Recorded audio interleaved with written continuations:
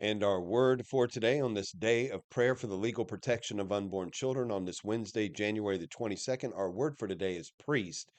We see in St. Paul's letter to the Hebrews, chapter 7, the story of Melchizedek and that Jesus is the fulfillment of that, the priest forever.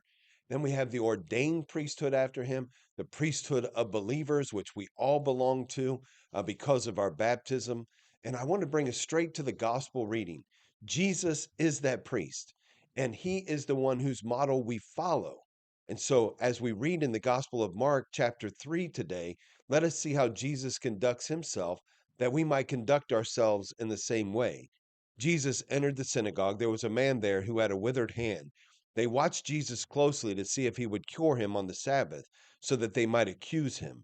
He said to the man with the withered hand, "Come up here before us." Then he said to the Pharisees, "Is it lawful to do good on the Sabbath rather than to do evil, to save life rather than to destroy it?"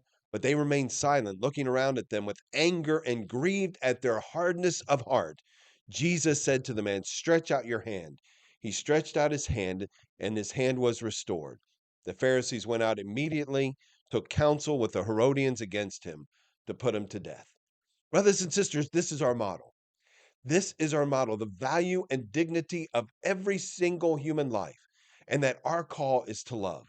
And I want to tell you a quick story about that I think puts this in context. A Catholic priest 35 years ago who was making the circuit doing conferences, his name was Father Roberts, tells a story of a young man who came to one of his parish retreats.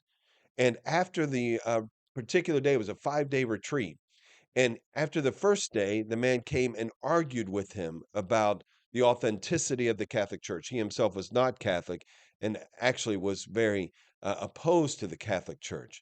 Father Roberts relayed that he answered his questions the best that he could and then didn't expect to see the young man back again. Second day comes of the retreat. Same thing happens. And yes, the young man is there and he comes back with another set of questions. Same thing, day three, day four, and Father Roberts is surprised to see him every time.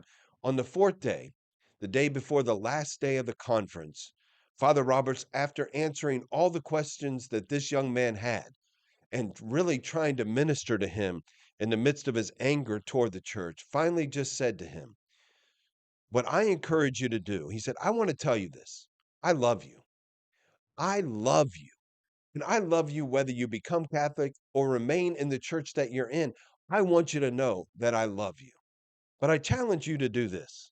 Go back to the pastor of your church and ask him this simple question. If you were to become Catholic, how would he feel about you?" Fifth day comes. Father Roberts makes his presentation and again finds the young man waiting for him at the end of his presentation, except this time he has tears in his eyes and he is nearly inconsolable. But he says to Father Roberts, "I'm becoming Catholic."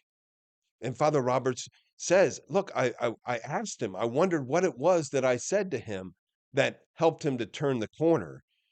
And when I asked him that question, he said, 'Remember, you told me to go back and ask my pastor how he would feel about me if I became Catholic?'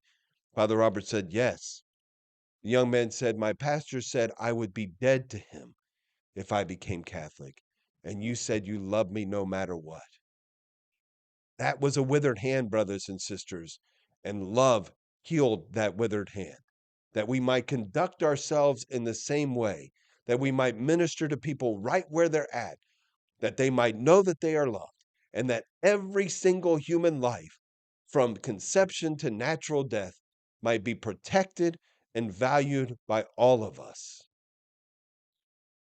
Priest, our word for today.